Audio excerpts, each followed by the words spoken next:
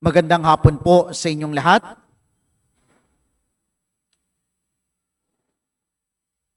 Kung mamasdan natin ang ating parokya, masasabi nating buhay ito.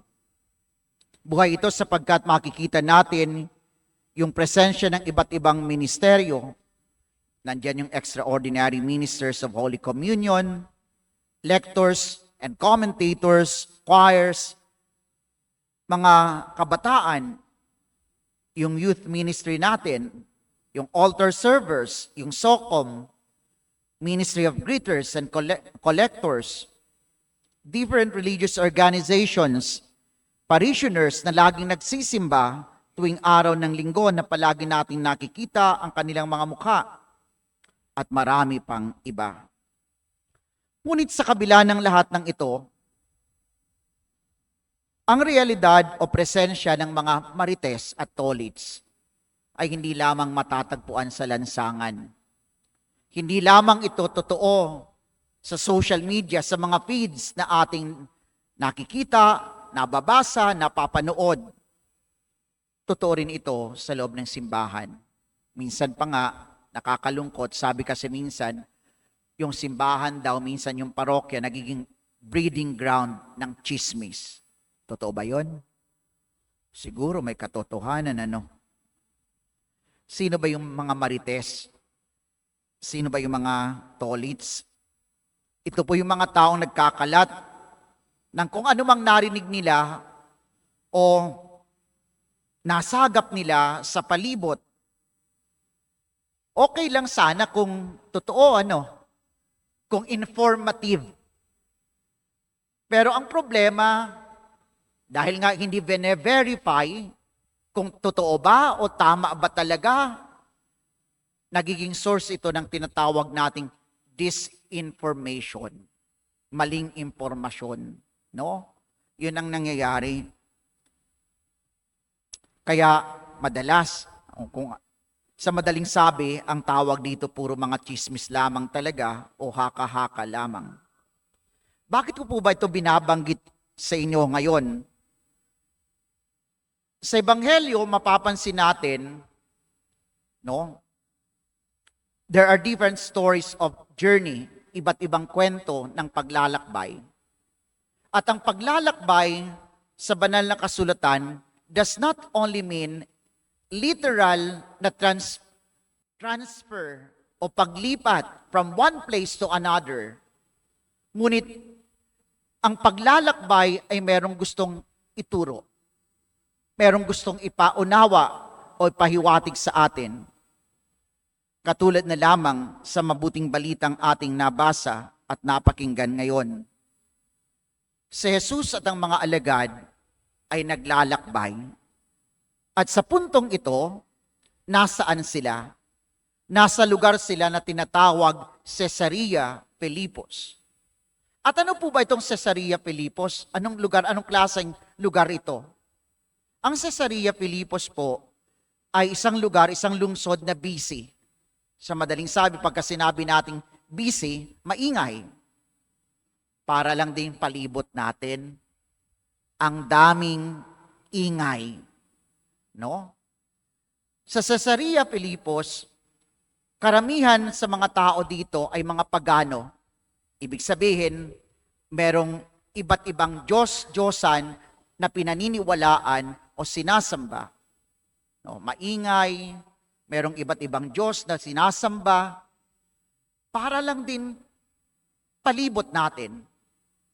Para lang din kapaligiran natin ngayon, maingay. No? Hindi lang yung community ang maingay, no? Kahit sa social media napakaingay. 'Di ba? Ang daming gustong magsalita, ang daming gustong mapakinggan. At minsan pa nga nakakalito na, no? Ano na ba talaga o sino na ba talaga ang dapat nating pakinggan? No, 'di ba? At sa gitna ng lahat ng ito, ng kaguluhan, ng ingay na ito, Jesus posted this very important question. Tinanong niya ang kanyang mga alagad, sa gitna ng ingay, sa gitna ng kaguluhan na yon, Jesus asked them, "Who do people say that I am?" Sino ako ayon sa mga tao? Sabi po, no, sumagot ngayon yung mga Marites at mga Tolits. Di ba yung mga Marites at mga Tolits, hindi naman sila yung first hand na naka-experience. Ang sinasabi lang nila kung ano yung napakinggan. Kaya, ang sagot nila, sabi po ng mga tao, kayo raw po ay si ganito, si Juan Bautista, kasi magaling mangaral. Oh. Kayo raw po ay si Elias, na inaasahang babalik muli. Kayo raw po ay si Jeremias, isa sa mga propeta. Anong katotohanan ang nais iparating sa atin ng sagot na ito na nanggagaling sa mga tao? Hindi nag-explain ng theology yung mga alagad, but instead, ang sinabi nila kung ano yung napakinggan nila sa mga tao. Isang katotohanan, mas madali para sa atin ang sabihin ang opinyon o sinasabi ng iba. It is easy for us, no? Mas madali yun. Pero, ito nga ba talaga ang inaasahan ng ating Panginoon sa atin? No? Totoo, marami sa atin nagsisimba, marami sa atin nabinyagan, marami sa atin natuton magdasal dahil saan? Sa ating mga magulang, sa mga taong umakay sa atin. Pero, palagi na lang ba tayong kapag tinanong tayo, halimbawa, bakit ka Katoliko? Kasi yung magulang ko Katoliko eh. O bakit ka nag-member ng Knights of Columbus? O bakit ka nag-member ng Eucharistic Minister? O bakit ka naglektor? O bakit ka naging member ng youth ministry ng parokya? Kasi andun yung mga kaibigan ko eh. Kaya kung nasan sila, andun din ako. Gaya-gaya, putumaya. Ano?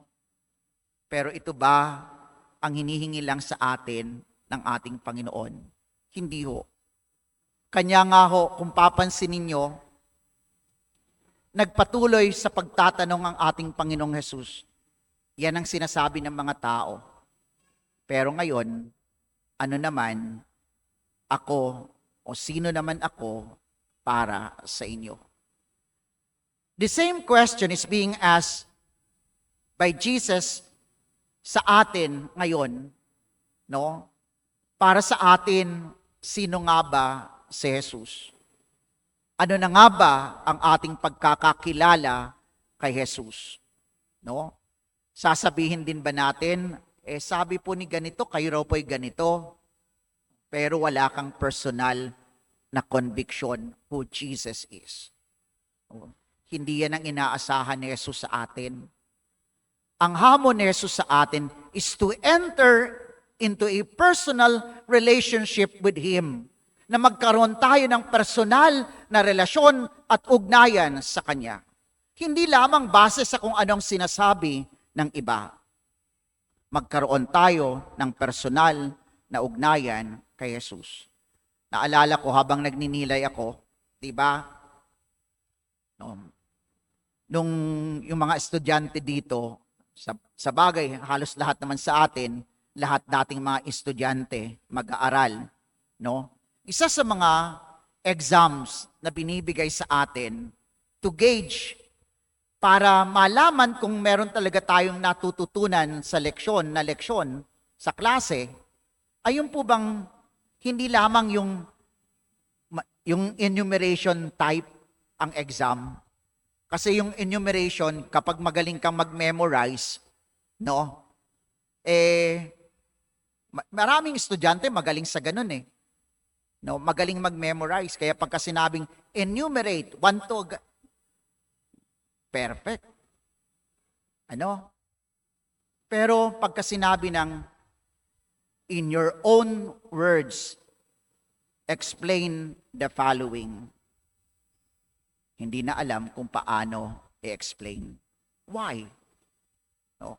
Kasi nga, sabi nga, dito kasi masusukat yung tinatawag nating comprehension. If you are able to comprehend the lesson, kung naunawaan mo ba talaga yung leksyon, kaya mong ipaliwanag, not verbatim, not in the same words ng professor mo, ng teacher mo. Kaya mong gumawa ng example dahil nauunawaan mo kung ano ang pinag-aaralan mo. Para lang din nagsisimba tayo. Kung nauunawaan natin at nakikilala natin si Jesus, whenever we are being asked, bakit ka Kristiyano? Bakit ka Katoliko? Sino si Jesus para sa iyo? May conviction, sasabihin mo, ito si Kristo para sa akin. Katulad ng sinabi ni Simon Pedro. Si Simon Pedro, ang sinabi niya, nang sabihin niya, you are the Christ. Kayo po ang Kristo. Hindi yun nanggaling sa opinyon ng iba. Totoo, biyaya ito. Pero ito'y nanggaling din sa konbiksyon ni Pedro. Kayo po ang Kristo. Kayo po ang Mesiyas. Kayo po ang manunubos. Ito yung challenge sa atin, to have a personal relationship with Jesus. Not just to become like the crowd, nakabase lang sa kung ano ang sinasabi ng iba. No, ang hamon sa atin ay makilala natin si Jesus at magkaroon, sabi ko nga sa inyo, ng conviction, sino nga ba talaga siya. Kapag tayo merong conviction kung sino si Jesus, alam nyo anong binibigay nito sa atin? Kapag tayo merong conviction kung sino si Jesus, binibigay nito sa atin yung totoong identity natin.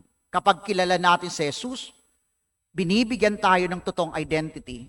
Bakit sinasabi kong we are given our true identity? Kasi po, minsan, di ba, sa panahon lalo natin ngayon, we are very much careful. Anong picture ang ilalagay ko bilang profile ko sa social media, sa Facebook, sa Instagram? We are very much careful. Why? Kasi pinaglalaanan natin ng pansin, ano ang sasabihin ng iba? Di ba? Bakit tayo gusto natin ng nakikilala tayo sa ating neighborhood? Because we are very much particular with our reputation. Ano nga ang sasabihin ng iba? Pero sabi ko sa inyo, kung may conviction tayo kung sino si Jesus, no? It gives us our true identity. Why? Kasi hindi na natin iniisip ang sasabihin ng iba. Ngunit anong masigit na mahalaga? Ano ang sasabihin ni Jesus sa atin?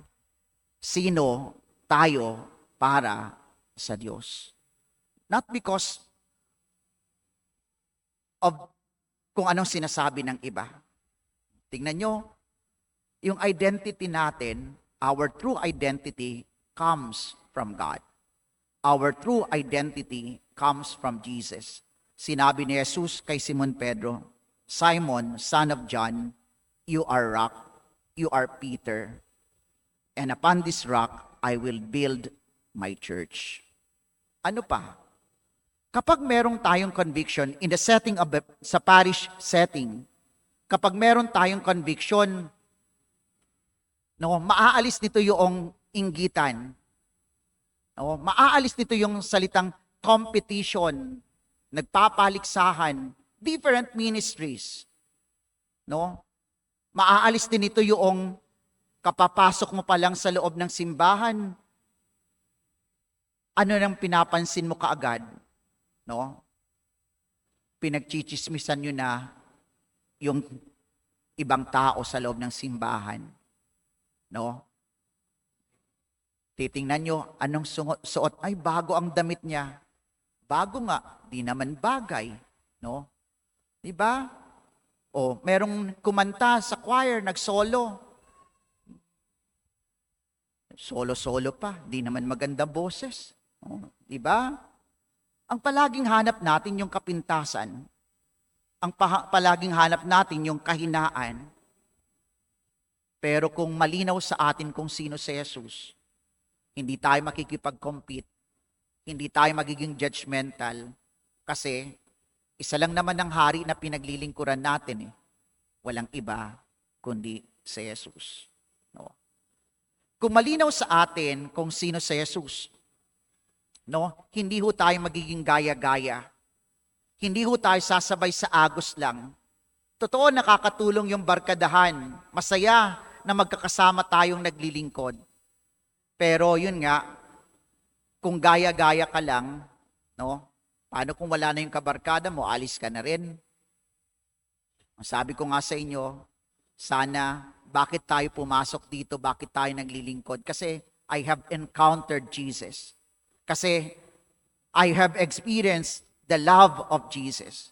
Kaya yung love na yon, gusto ko ring ibahagi. Kung malinaw sa atin kung sino si Jesus, no? Maaalis din ito yung salitang paghuhusga, no? Na minsan, no, may mga taong gustong pumasok sa simbahan, no? Ang nangyayari minsan nagiging exclusive, parang for exclusive members only. Kasi sa halip na maranasan yung embrace of Jesus, what they experience is this thing of the judgment, the gossips, yung chismis na binabahagi natin. Kaya instead yung yakap ni Jesus ang siyang nararamdaman, ang nararamdaman ay yung panghuhusga, yung chismis na mapanira. No? Kung malinaw kung sino si Jesus, magiging bukas tayo, aabutin natin, i-welcome natin yung mga makasalanan, i-welcome natin yung mga tao that are nakakaranas ng brokenness, tutulungan natin. No? Sa mga naglilingkod, alam nyo po kung hindi malinaw sa inyo kung sino si Kristo na inyong pinaglilingkuran, madali kayong mapapagod. Bakit? Nakakapagod po ang maglingkod. No, 'di ba? Especially kung palagi kang ikaw yung tipo ng taong naghihintay ng palakpak. Naghihintay ka ng papuri. No. 'Di ba? Nakakapagod kasi tingnan nyo.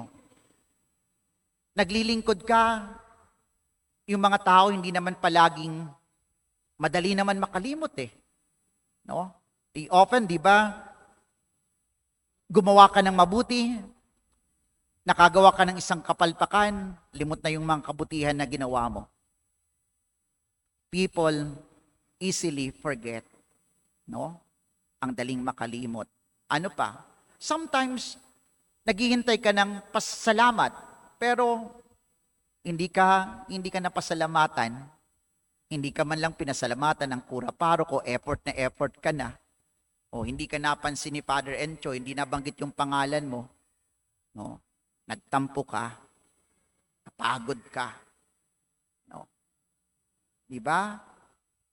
Pero kung malinaw sa atin, bakit mo ginagawa ang bagay na ito? Sino ang pinaglilingkuran mo? Si Kristo. Hindi ka basta-basta mapapagod. No? Kaya napakahalaga ang conviction. Napakahalaga na meron tayong personal na conviction at sino si Kristo. Makagalitan ka man ng parish priest mo o ng assistant na pari, kasamang pari, no? Hindi ka lilisan sa simbahang ito. Hindi ka lilisan sa paglilingkod.